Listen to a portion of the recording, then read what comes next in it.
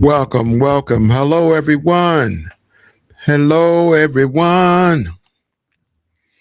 We are glad to be here one more time. And again,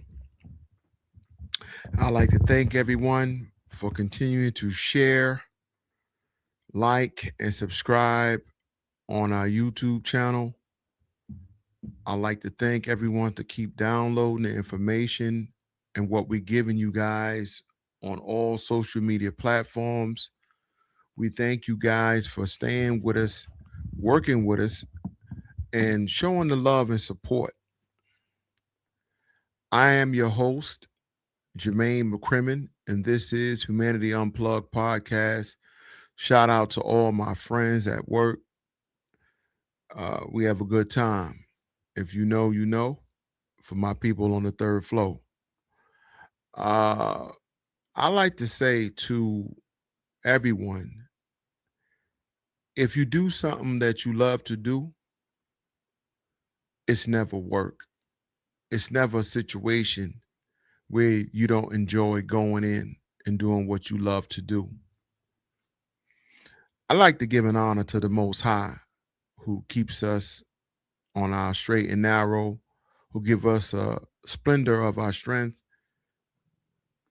who also give us our right mind to think and the ability to have an opportunity to have a better day than we had yesterday.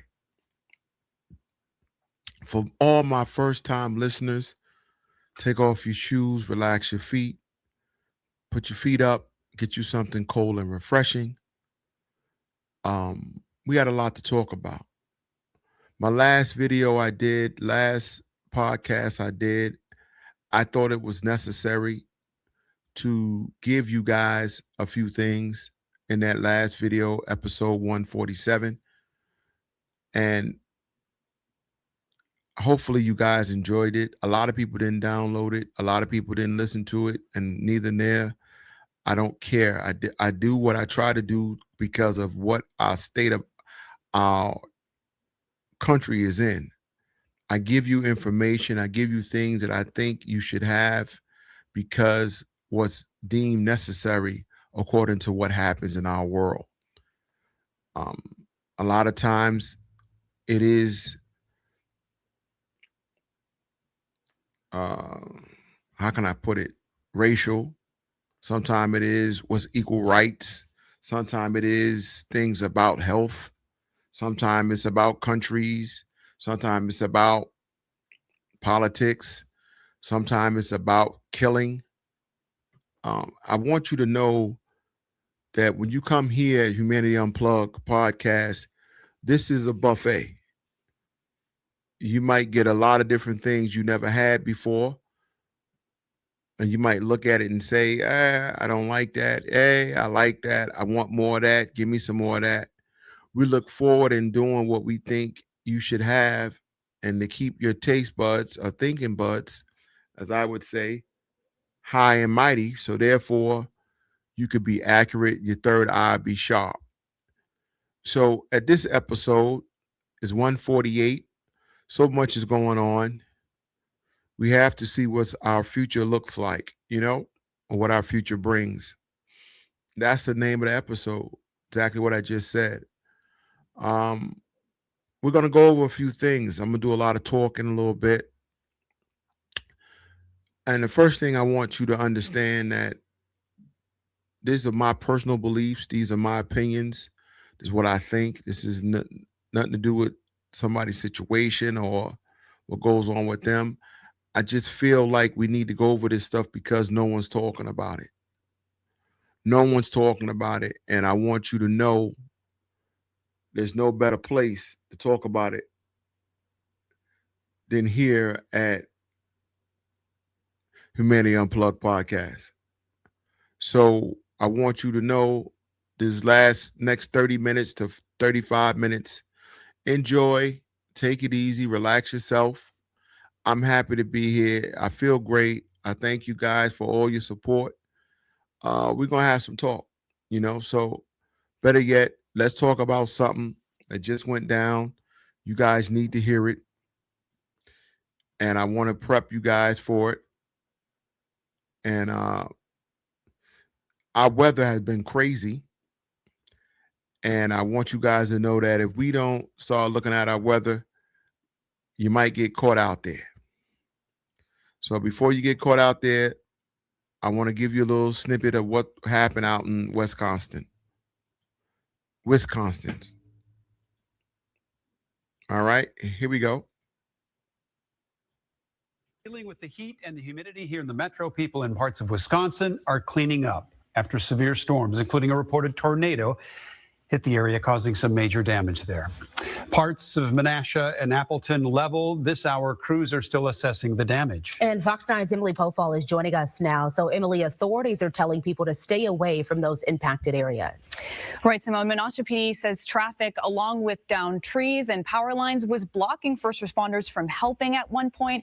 I spoke with a man driving through the storm in the middle of his workday. He says he actually meant to drive around it, but the dangerous conditions came on fast. This isn't bad. This is the main street in Menasha. Devastating storms in northeast Wisconsin Monday afternoon, leveling parts of Menasha. A camera from nearby Neenah overlooking Lake Winnebago showing a before and after. The strong winds changing the landscape in a matter of minutes. And in Appleton, power lines down on a bus, cars smashed by debris, roofing pulled off this gas station awning. Police and fire departments around the area closed roads as emergency crews assessed the damage. Came upon us quick. Alexander King, a delivery driver headed to Menasha, inadvertently drove his box truck into the storm. I could see the debris flying, could hear the wind blowing, rain. It was so gray out that you really couldn't see any rotation. You have to pull over? Yeah, I pulled over, because my truck's, because I have a box truck. So it was kind of starting to sway. I'm like, luckily I just loaded up, so it's pretty heavy. But if I would have been empty, I believe I probably would have flipped over. King snapped these pictures while he was stuck on Highway 441 near Menasha. Cars wrapped in twisted metal, a semi tossed up onto the median. A state DOT camera capturing the strong winds hitting that same highway moments earlier. King says it lasted just minutes, but the impact will last much longer. I'm glad. You know what's crazy about this impact of this tornado is that we look at the damage and the cartilage of devastation, and I want you guys to realize metal don't bend like that. Metal is twisted like a pretzel. Wind, the force, the impact. God is so strong that he can take metal and bend it up like a pretzel, or bend it up like twigs and rope and tie it into knots around cars. We might be terrified of seeing that live, but to see that live also is God at work. And it's a just amazing thing to me to see that live. This didn't last very long, and the impact probably will shut these people down 2 years, 3 years. I got through it. Well, I didn't flip over. Now I just got to go back to see the damage. Yeah, Emily, really heartbreaking videos and pictures there. And your first thought might be, is everyone okay? Is there any word on any injuries? Right. Well, first responders are still getting their bearings, combing through the damage right now. While they do that work, though, Menasha PD is asking people living there to actually stay inside. So that's one of them right there. And I wanted you guys to get that because I haven't seen anyone talked about the tornadoes, because we're in tornado season. I mean, to be honest with you, tornadoes are on the rise. It's happening all over. And we need to understand what people on the West Coast or people in that area are going through. And again, this hit out on Wisconsin and, I call Wiz, but it's really Wisconsin's. I'm always got trouble with those W's. But I want you guys to know that I didn't hear anything about someone's life being lost. That's great. And it looks like it's more or less material damages, walls, cars, structure-wise, which will stop progress and things like that, but no lives lost. And that's a good thing, right? We don't want to see nobody losing their life because it's enough. I got something else for you, for us to listen to. This is about your boy Trumpy Trump. Now, it's amazing. I haven't talked about Trump in a while, and I haven't talked about the Orange Empire and the White House and all this other stuff. And the reason why is because nothing seems to amaze me with him and what he's able to put together. He has a talent. People hate him. People don't like him. And to me, it just gives me a realization of what we go through and what people of minority continue to go through over the last 100 years, 125 years. So it doesn't shock me. It doesn't hurt me. It doesn't offend me. I'm not upset about him. Because when you know who's in charge overall, and when you know where your strength come from, I don't fear no one. I don't fear Trump. Nothing he does will ever affect me because my substance don't come from him. So to hear that he did what he did, right? I didn't even know, and I'm being totally honest with you guys, I didn't know that Trump had started bombing Iran. And here it is. He 13 days in consecutively of bombing him. Now, I would have told you after 4 days, ain't that much bombing in the world. Who you bombing? Them people ain't getting hurt. You tearing up mountains. You ain't destroying where the people live. Because if you did that, it'd be nobody there living at all. It'd be all be gone. If you really wanted to take them out, let's be honest. Just like if they wanted to hurt United States, you go to a major city and start bombing and people will die. You don't hear that from United States. So we bombing mountains and empty spaces that ain't nobody there. You ain't hurting nobody. And then in 6 months, we're going to be sending care packages to rebuild their area. Let's be honest. We always go to war with people, then send them care packages months later to get them back and get them back together. So I can care less. So now he want to save the bombs because he done did some bombing for 14 days. You don't want to run that low. No, you don't. But they had to release some of them bombs because they've been sitting there for the last years or so. So they had to lighten up the load. So they decided to do that so they could make room for new bombs. This is all done strategically. Nothing is done on a whim. He wanted to bomb Venezuela, to be honest with you. But he got another thing planned for them. And I'm about to get into that so you'll know.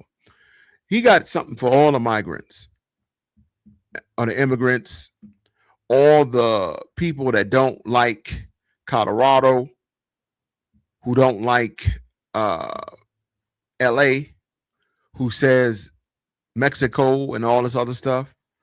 I got a place, and he found it. And I'm very shocked that Trump is thinking. Trump is going to send everybody to Chicago. And of course, you already seen the clips. I'm not giving you new news. Them young YNs, as they would say nowadays, have already talked about welcoming these new Venezuelans and new people coming to Chicago. And they're not happy about it. And we're going to listen to that too. We're going to listen to that too. Because that's the problem. They're going to clean it up. It's been, the murder rate in Chicago been high for the last 25 years. 20 solid. If you go back to Kanye coming out with his first album, they was killing way before that. So 20 years solid, they've been killing. It ain't changed. You think Trump don't know that. The orange regime don't know that. They know that. There's not enough people they care about. So instead of solving the problem, they said, let's send some of them Venezuelans over there and let them meet up with them black people and them Bloods, Crips, and them young YNs. And they're going to bring some smoke, some fire to both sides. And now we can have a miniature war or World War III within the United States. Some more chaos. That's what he's doing. You ain't got to listen to me, but that's where it's at. Right? So let's listen to it. Let's listen to some of them young YNs who's outraged that Trump is sending these people over there. Let's see what they say about that, right? Since I just talked about it. Because I promise you, it ain't good. Right? And who would figure that would be Trump's play? Who would figure that? And it's an excellent play. To enter our... Here we go. Listen up. America has allowed gangs to enter our country. The migrants that are coming, they're taking over every block right now. The city of Chicago is going to go up in smoke. It's going to go up in flame. Gangs in Chicago are angry over the influx of migrants and criminals in their city. They say money that should be going to the African-American community on the South Side is instead going to what they call non-citizens, and warn that turf wars between Chicago's gangs and groups like Venezuela's Tren de Aragua could see Chicago, quote, go up in flames. Photographer Matt McDermott and I traveled to Chicago's South Side to see what was happening for ourselves after we heard about a police report last month that the Tren de Aragua gang had taken over an office building there. We spoke to a number of young, hardcore gang members, as well as gang elders who have retired from the life, and just regular citizens who are very much part of the community. And they're all furious at the estimated $500 million that's reportedly been funneled toward new migrants in Chicago since 2022. And now I'm going to tell you something, man. These are human beings that need a place to stay and live like everybody else. But you send them to a place that's already underground, underwater. For what? It's not going to help them. If the people in Chicago can't help themselves, how you sending more people that need help over there? How's it supposed to work? they aren't happy either about what they say are Venezuelan criminal gangs that are leaving the shelters and spilling out into the South Side into abandoned buildings. I spoke to Tyrone Muhammad of Ex-Cons for Trump, who runs a street patrol and violence prevention program. He's gone straight since his days as an enforcer for the Gangster Disciples. And he said the situation is very tense on the South Side as turf battles between the local gangs and Venezuelan migrants heat up. It is impossible to release gang members and criminals into our country through the borders and broken walls, and then infiltrate them in our community that's already impoverished, that's already broken, that's already disinvested. And when the black gangs, the leadership in the black gangs in Chicago get fed up with the illegalities and the criminal activity of these migrants or non-citizens, the city of Chicago is going to go up in smoke, it's going to go up in flame, and there's going to be nothing that the National Guard or our government can do about it when the bloodshed hit the streets, blacks against migrants. Zach Massey did time in state prison with Tyrone Muhammad, although he's only 27. He's a leader on the streets and said he's disgusted by the money going to Venezuelan migrants at the expense, he says, of the African-American community. I finally actually talked to him on the translator app, and he told me all the things that he got going on, how they help him get a car, apartment, clothes, link. So it's just like, I just be looking at it like they ain't got no Social Security number. Where they come from? He probably not even here legally. They get right here. They get quick housing, quick funding, food. They get cars with no license. They can't even read English and stuff like that. So they get all these perks when they get here, and we still here starving. So what we gonna do about it? Are y'all gonna listen to our cries? Corey Rogers was a Blackstone gang member for years. He drove us around the South Side and showed us areas where he said Trendo Awagwa and other criminal gangs are setting up shop and what he called showing the flag, which means brandishing their weapons in front of like a housing project. The migrants that are coming, they're taking over every block right now in this area. Right now, you don't see them because they come out at night. They said they took this courtway over probably about last week. He said it was 100 Venezuelans standing out in the front right here. Terry, is it an abandoned building? How do they just take it over?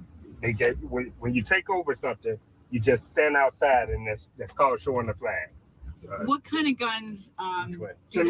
Semi-automatics, anything you name, you're gonna see it on the street. These boys got so many big guns that if they're 150 pounds, the gun is bigger than them. I swear. But they know how to handle it, right? They know what. Tell me about the fact that they're criminals, right? This is a criminal element. These aren't just a bunch of Venezuelans who walked over the border and used to be gardeners back home, right? Right. And they come from the gangland. They come from rougher gangs than us. One gang member who only gave his name as David on a particularly dangerous drug dealing corner on the South Side did not hold back when he talked about the influx of criminal gangs from other countries into Chicago. The real issue is that America has allowed gangs to enter our country. Gangs that they would consider terrorist groups that are formed here. We are terrorist groups. If we're in a gang, they let terrorists in our country. The Reverend Corey Brooks also said to me he's disgusted with Democratic policies and said that Black Lives Matter, for example, has never reached out to help him or anyone else trying to improve conditions on the South Side. Chicago is a blue city. Illinois is a blue state. There's no doubt about it that the majority of our neighborhood, they're going to continue to vote Democrat until they wake up. The good news is that there are a lot of people who are responding and waking up and saying, listen, we're not going to take this. We're not going to stand for this. We're going to vote differently. And they're now accepting some of the values that I hold dear and some of the values that the conservative Republican Party holds so dear. And so for a lot of people, it's not about the person, it's about the policies that we're fed up with. And as a result, I think this is going to be the largest amount of people who have voted for a Republican president in Chicago that we've seen. I also spoke to one Venezuelan man who was so scared of being identified that he put a hoodie on and refused to face the camera. He told me in Spanish that he had to flee the building where he was being housed because a Venezuelan criminal gang took it over. He said if they knew he was talking, they'd end his family's life back in Venezuela with one bullet. You know, what struck me the most about our week in Chicago was how intelligent and self-aware these gang members and ex-gang members are about their community.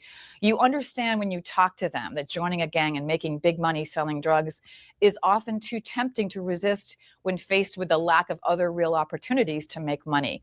And for a place known mostly in news stories for being bloody and violent at night, the area is like a village during the daytime. Everyone knows each other, and believe it or not, there's a friendly vibe.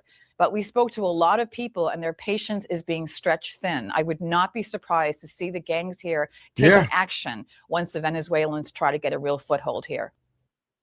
And that's the thing, guys. Once they get anchored in and learn the system a little bit, who's going to stop them? Huh? Who's going to stop them? They're going to be on the move big time because there's nothing there to stop them. These guys are doing whatever they want to do now. They're setting up shop. They claiming areas, doing whatever they need to do. The bill done been passed. They're giving them all type of money, but the people that's sitting there can't get 4 chicken wings and pork fried rice. It's sad. But that's what's going on in Chicago. Then you wonder why the murder rate's so high, right? Well, that's why. I ain't finished. Now let's go to Trump with all them bombs. Because you guys got to see this, you know. I think Trump now finally, he want to chill out on them bombs. Hello, I'm Christian Fraser. This is the Iran War Today, our regular update on events surrounding the US-Israel war with Iran. Let's start with some of today's key developments. The US military has carried out a 13th consecutive night of attacks, targeting command centers and drone storage sites in the south of the country. In response, the IRGC said it attacked US interests in Jordan and northern Kuwait and had targeted a surveillance tower used by the US Fifth Fleet in Bahrain. Tehran has threatened further attacks on air bases used by US forces, including those in the UK. The Ministry of Defense says the UK stands ready to defend itself. Donald Trump says he holds Iran accountable for attacks launched by its Houthi allies on the Bab el-Mandeb choke point in the Red Sea. Brent crude has now gone back above $100 a barrel, its highest level in 8 weeks, as fears grow that the crisis is spreading beyond the Strait of Hormuz and into the Red Sea. And the Israeli Prime Minister Benjamin Netanyahu has been invited to the White House on Tuesday, with reports that Donald Trump is mulling a return to major combat operations in Iran. Hey, I'm Daniel. I gotta let this play, and then we get right back into it. But it's unfortunate that Venezuelans and people from Venezuela are suffering the way they are. So tensions in the Middle East are intensifying, with fresh US and Iranian strikes raising fears of a wider escalation. The US military says it has carried out a 13th consecutive night of attacks. The airstrikes on Iran overnight lasted more than 2 hours, targeting command centers and drone storage facilities. Explosions were reported in multiple locations, including at the Revolutionary Guard headquarters in the north. The Iranian media say at least 4 people were killed. Tehran has retaliated by continuing to strike US assets across the region, targeting Kuwait, Bahrain, and Jordan with missiles. State media claim they hit an Amazon data center in Bahrain, though neither the tech giant nor Bahrain's government have confirmed that report. The exchanges come as President Trump signals that he is ready to go further still. On Thursday, he told the news website Axios he is weighing a major new strike on Iran. I'm considering a massive attack, he said, but bigger than ever before. I'm close to making a decision. We are all set for it. Iran, he added, has still not received enough pain. It may be coincidental, but it is worth mentioning that Prime Minister Netanyahu is due at the White House on Tuesday, with discussions likely to focus on the war. Let's go to Washington, speak to our chief America correspondent, Gary O'Donoghue. The threats for another massive attack, do you think that is in the planning, Gary, or is it some of the same pressure tactics we've seen before? It's quite difficult to tell because the president, as we know, can kind of freewheel and riff on these sorts of things at will and at whim. But he's clearly trying to explore some options because it's not working at the moment. It's not achieving what he wanted to achieve. Iran hasn't crumbled. They still have the ability, despite these weeks and weeks of bombing at the beginning and these 13 days we've had now, they still have the ability to hit back at bases across the region and target shipping in the Strait of Hormuz. So he's exploring new options, clearly. And this threat of a return to all-out war is one of them, although experience would tell us that that's not something that Tehran necessarily responds to, that kind of threat. It doesn't seem to register. And that's why I think you're starting to hear suggestions that perhaps the US is exploring some other avenues with its European allies, and potentially a meeting in London next week. Very much, we think, at the discussion stage at this point, potentially pretty high-level meeting as well, on what can be done about securing the strait. And we know that in the past, for example, France and the UK, maritime nations, do have these capabilities for mine clearance and autonomous mine clearance devices. That is a little bit of a gap in the US Navy. So I wonder whether that's the sort of discussions they're looking at. So I want you guys to know that a meeting is coming, according to the news and what we're hearing. The meeting is coming because Trump done been bombing them from 13 days straight. And he's made no progress at all. No progress. So when you don't make the progress you're looking to make and the impact you're looking to take, you want to do the impact, you can't do it. So now it's like, excuse me, we're just wasting missiles. So now they got to sit down again, re-strategize what they want to do, what you want to accomplish, and then move back out with a new attack. Like I told you, he hitting spots that really doesn't care. It doesn't, he's not in the hills, but literally, but he's hitting spots that's not taking on any impact to the overall goal. And that's the problem, right? That's the problem. I got one more with you, and this is sad. I'm about to talk about this, but again, we've been going over Nolan Wells, and I want to just check it out. I'm not going to play nothing about it, but I do want you guys to listen to the newest news on it, and I'm going to tell you the newest news on it. They got a recording. They played, they have it. I've heard it more than once. The recording is sketchy, but with the analysis and all the computers and technology we got, we're going to clean it up, and you're going to hear. This is why these guys, all these kids went and got a lawyer. Apparently, they killed Nolan. Allegedly, it sounds like they killed Nolan on the boat. It sounds like that. Because they're on the boat when the call is made that there's some pump or whatever they call it on the boat when it stopped pushing water out, and now the boat is taking on water because the device they have is not working to pump the water out. Something happened right before that, and it caused Nolan to lose his life. And then one of the girls up there said, "Is Nolan dead? You killed Nolan." And the other guy yelled at him, "Get up, get the F up." And then another person said, "He's not waking up. You killed Nolan." There's so much more to talk about with that. So these kids were better off to come clean. I don't know what make one of them call their parents, and them parents end up doing the dumb shit just like the kids did. Excuse my language.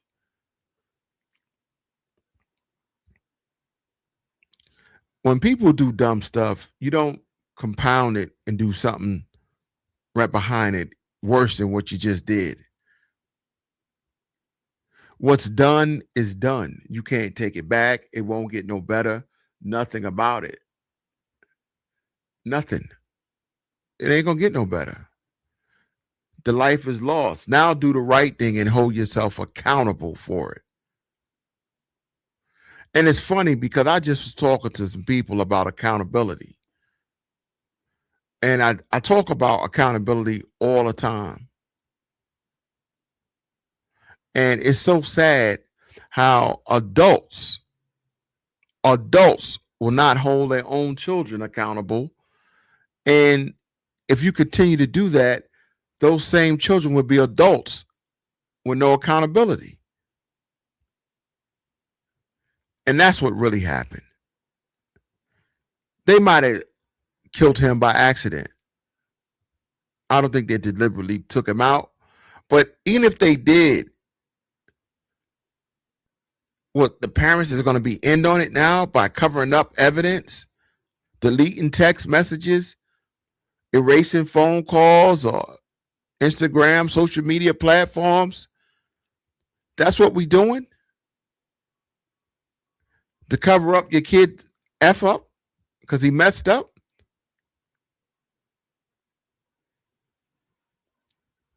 The tree bears the fruit. No matter what it is, that's that kid's fruit. That's what it is. This is his destiny. He or she got to go through this because it was written that they were going to be that stupid and do something like that, and they did, and there you have it. It's a shame that Nolan had to lose his life, but that was his destiny. His time was cooked. It was already checked out for him to go through this. Already written. Faith, give us that. God has the timer. We don't. It's unfortunate. So, in hearing all this today, I ran across another child that came up missing and died out in, I think, Rochester, New York. Let's listen up.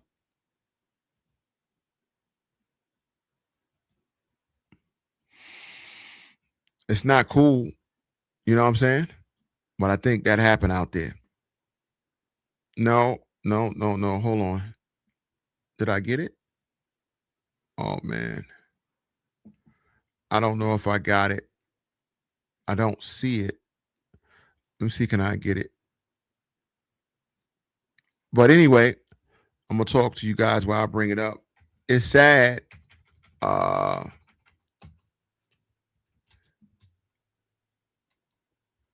It's so sad that they did that, you know what I'm saying, to him, to Nolan. And then they're going to lie about it. You know what I'm saying? Like, how y'all do that? So sad. So here it is. I got it. And I'm going to play it, and we're going to listen up to it. People are so evil and hatred in their heart. Here we go.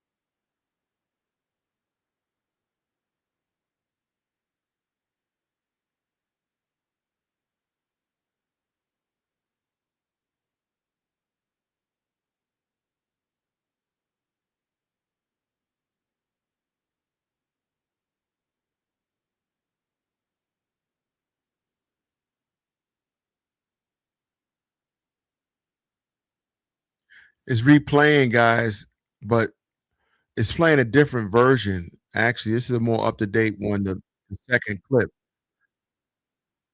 They did find him. Here we go.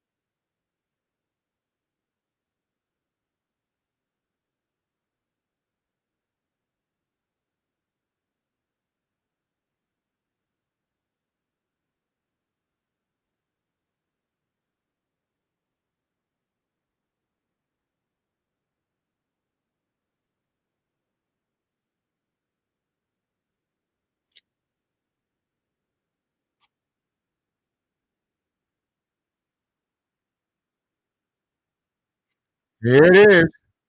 They found him. They confirmed it.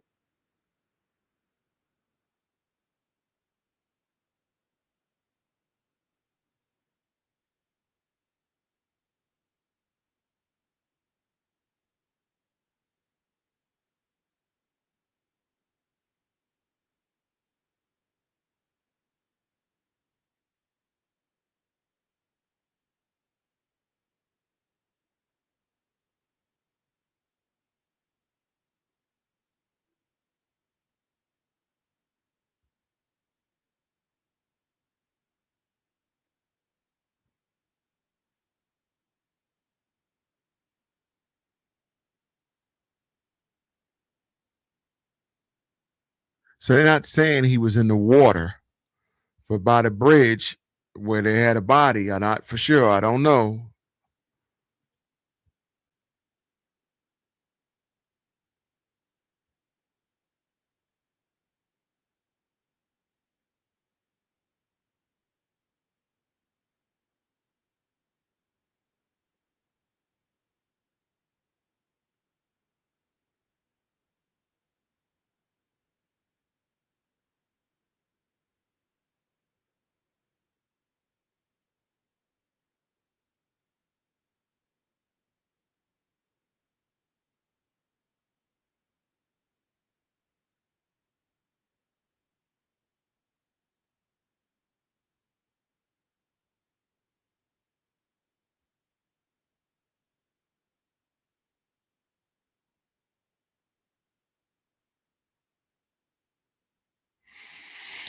It's sad, man. He had a learning disability, and it wasn't nothing. Doesn't seem like any foul play, but he's no longer with his mom. He's only 14 years old, and he left the house just to let a little stress out. You know, maybe he was upset because his mom said he didn't do his chores. She got on him, and he ended up never coming back. Guys, as we close it out, I want you to know, whatever time you have with your family, your loved ones, make it count.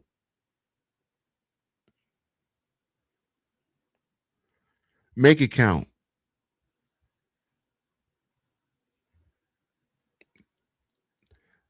God has our number, and any given time, he can call your number. Life is so short. Love your friends, love your family, stay together, look out for each other, protect yourself at all times. I'm your host, Jermaine McCrimmon from Humanity Unplugged podcast. It's a sad one, guys. Peace.